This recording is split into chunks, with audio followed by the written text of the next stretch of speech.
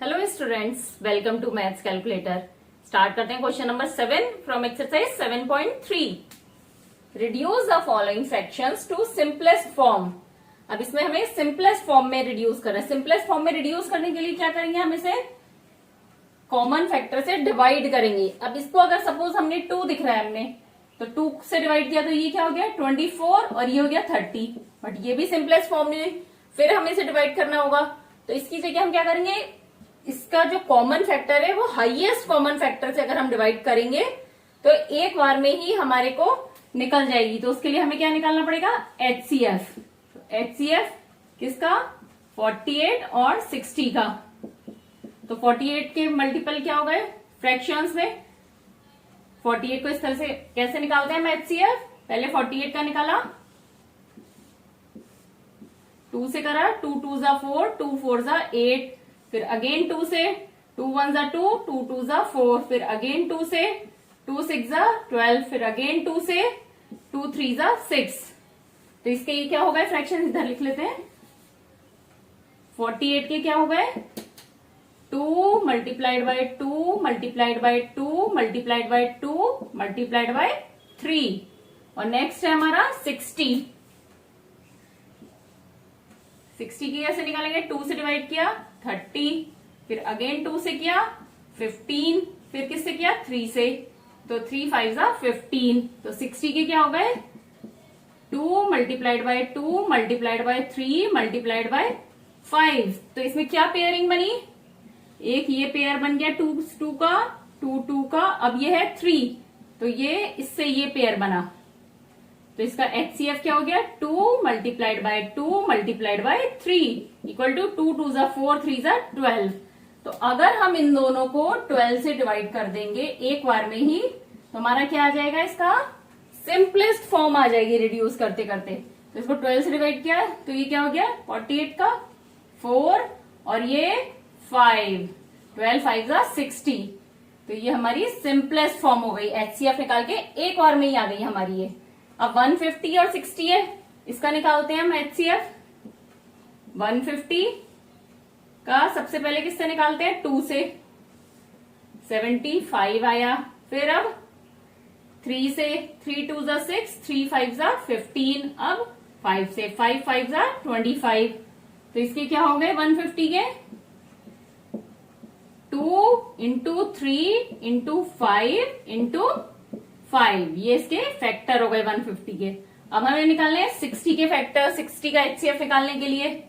तो ये 60 के अभी हमने ऊपर निकाले हैं, वही लिख लेते हैं। 2 multiplied by 2 multiplied by 3 multiplied by 5। अब इनकी ग्रुपिंग करते हैं।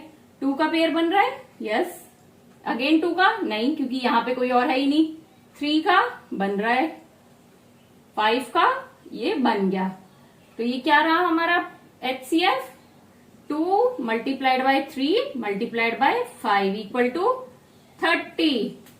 तो हम इसको किससे डिवाइड करेंगे, 30 से डिवाइड करेंगे दोनों को ही।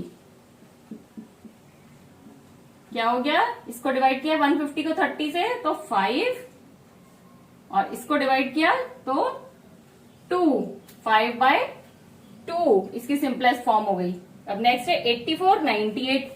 84 का हम पहले एचसीएफ फैक्टराइजेशन करेंगे। 2 से करा, 2 4 जा 8, 2 2 जा 4, फिर 2 से, 2 2 जा 4, 2 1 जा 2, अब 3 से, 3 7 जा 21। तो 84 के क्या फैक्टर्स हुए, 2 multiplied by 2 multiplied by 3 multiplied bye 7। अब नेक्स्ट नंबर है 98। 2 से करा, 2 4 जा 8, 2 9 जा 18, अब ये 7 से, 7 7 जा 49। तो 98 के क्या फैक्टर्स हो गए, 2 मल्टीप्लाइड बाय 7 मल्टीप्लाइड बाय 7, ये 98 के फैक्टर्स हो गए। अब इनकी ग्रुपिंग करने के लिए ये 2 का पेयर बन गया और ये 7 का, ये वाले 7 को ले लेते हैं। तो क्या हो गया एचसीएफ हमारा, 2 मल्टीप्लाइड बाय 7 इक्वल टू 14। तो हम दोनों को किससे डिवाइड करेंगे, 14 से डिवाइड करेंगे दोनों को ही। तो आंसर हो गया हमारा 84 को 14 से डिवाइड करेंगे तो 6, और इसको डिवाइड करेंगे तो क्या आंसर हो गया 7। तो 6/7 हो गई इसकी सिंपलेस्ट फॉर्म। नेक्स्ट पार्ट करते हैं।